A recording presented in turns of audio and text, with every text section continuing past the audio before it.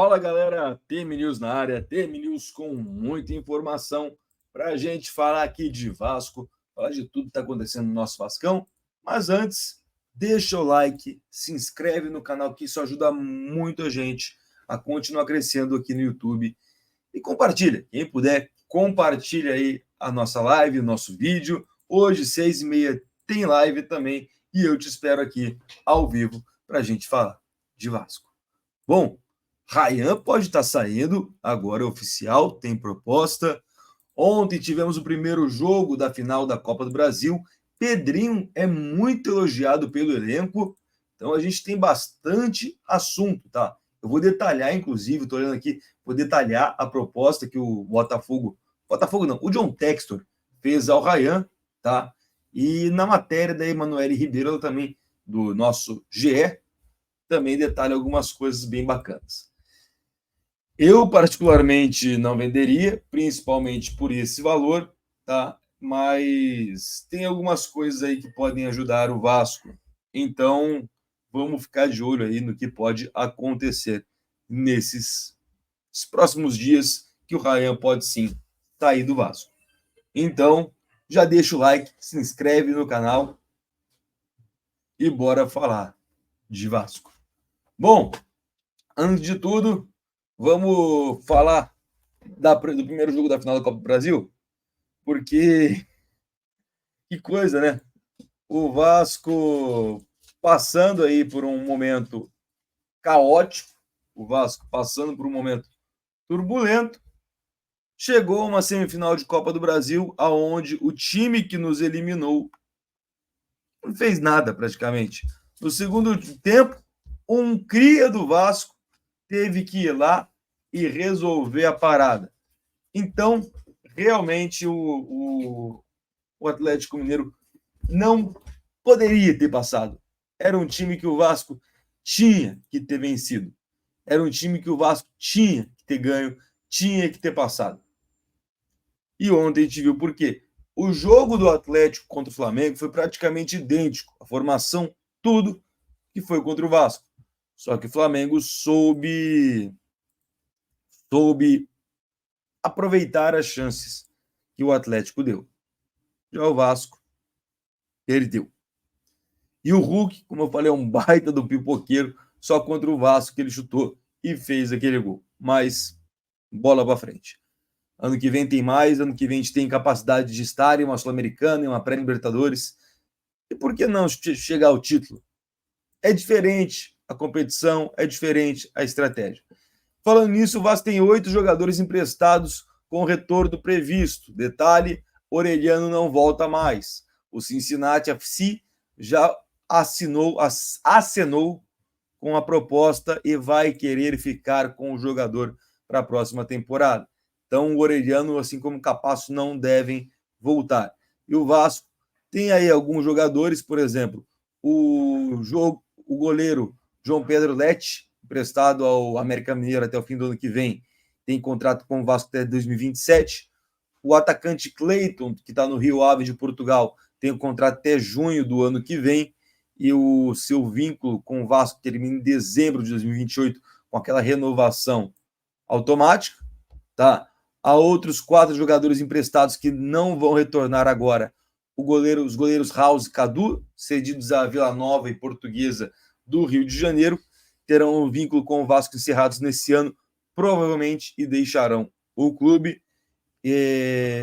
O Luco Orediano não deve voltar ao Rio de Janeiro, tá? O Cincinnati deve fazer a compra dele, só se alguma coisa muito louca acontecer para não acontecer essa compra.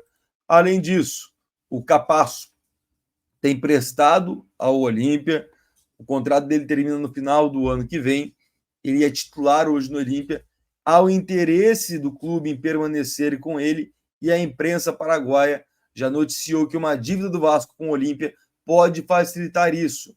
A dívida é de 2,5 milhões de reais, mais ou menos, referente à compra de Matias Galarça, que chegou no Vasco em 2020, junto ao Olímpia.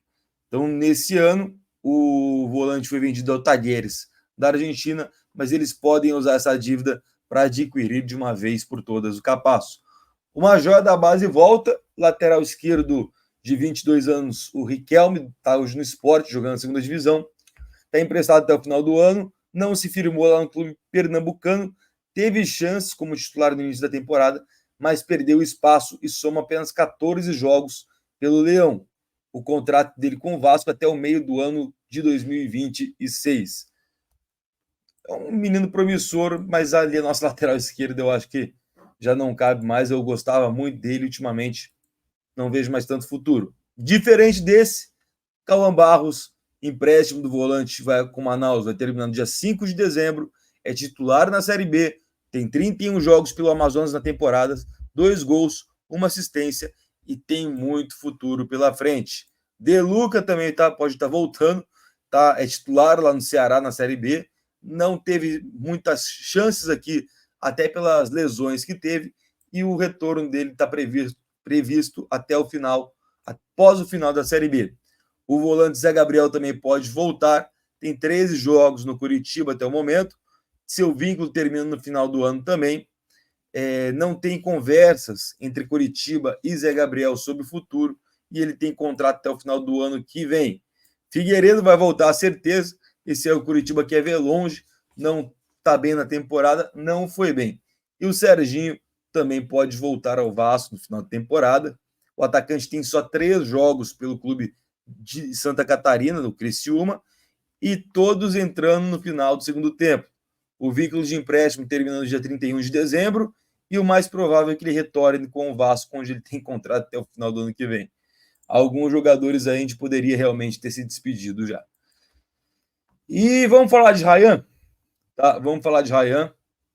Agora a proposta está na mesa. O Lyon fez uma proposta oficial ao Vasco e que consiste em 14 milhões de euros, mais ou menos 87 milhões de reais, mais cerca de 80 jogos no Newton Santos de forma gratuita, praticamente 3 temporadas, mas a liquidação da dívida com o Vasco, do Vasco, com o CEO do Botafogo.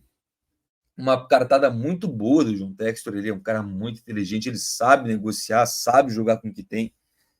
Uma proposta que, se a gente for olhar assim, sem muita análise, é muito boa, e se engana quem acredita que a negociação está próxima de ser concluída, tá? Segundo a matéria da Emanuele Ribeiro no GE, ela explicou que as tratativas estão paralisadas. Pelo lado do Vasco, a proposta agradou. O problema é com o Lyon, que atingiu o limite de estrangeiros, então não teria espaço para o atacante vascaíno ser inscrito. A ideia seria emprestado para outro time do John Textor, na Bélgica, mas o clube está na segunda divisão, o que não é interessante esportivamente para o staff do Ryan. As partes vão seguir conversando e analisando a possibilidade de abrir vaga no elenco do Lyon. A ida do atacante para o rival Botafogo não é tratada, mas caso o Textor queira, os valores seriam maiores que a ida ao time francês. Ou seja, se o Ryan for para o Lyon, é um valor. Se o Ryan for emprestado ao Botafogo, é outro valor.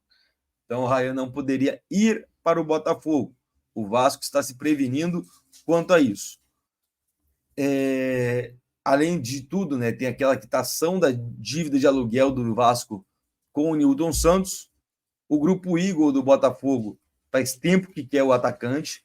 A gente sabe, tá, que ele tem um futuro promissor. Não está sendo muito bem lapidado no Vasco, mas no Botafogo pode ser. No Botafogo, no grupo Eagle, pode ser bem lapidado e vendido por um valor muito maior. E isso preocupa aí, porque eu acho que ele tem muita possibilidade de ajudar muito o Vasco ainda, principalmente na próxima temporada, se posto nas mãos de um treinador experiente e se posto na posição correta. Só para fechar, galera, sobre o Pedrinho, tá? Em meio à indefinição de futuro sobre SAF, o presidente Pedrinho teve uma conversa com todo o elenco para tranquilizar os jogadores sobre o processo de reestruturação financeira do clube anunciado na última semana. O presidente reuniu o elenco todo no CT Moacir Barbosa e foi transparente em relação aos temas recentes que movimentaram o noticiário do Vasco SAF, como mediação com os credores da FGV, a entrada com medida cautelar para evitar penhoras e bloqueio nas contas vascaínas. O objetivo da conversa, sobretudo, foi reafirmar o compromisso com os salários em dia, algo que Pedrinho havia prometido em entrevista coletiva assim que a 777 foi deposta do controle da SAF. Desde então, não houve atraso nos pagamentos mensais e o presidente procurou quitar algumas dívidas de luvas de atletas e comissões a empresários. Lembrando, apontando a mais que isso, o Pedrinho é muito elogiado pelos atletas, que todos eles falam que é um cara honesto, é um cara muito presente no dia a dia, que realmente vem mudando a mentalidade. Eu, particularmente, gosto muito do Pedrinho, acho um cara muito capacitado para estar ali, comete alguns erros, mas que não comete, e eu acho que o futuro pode passar muito pelas mãos dele. Gosto muito do trabalho do Pedrinho até agora. Tem minhas críticas, tem os momentos que eu critico um pouco mais, mas eu estou gostando muito do que eu estou vendo do Pedrinho. Galerinha, vamos ficando por aqui. Peço a você que deixe o like, se inscreva no canal. Hoje, 6h30, tem mais vídeo, tem mais live no caso, e eu te espero aqui 6h30 da tarde com mais TM News. Deixa o like, se inscreve no canal e até 6h30.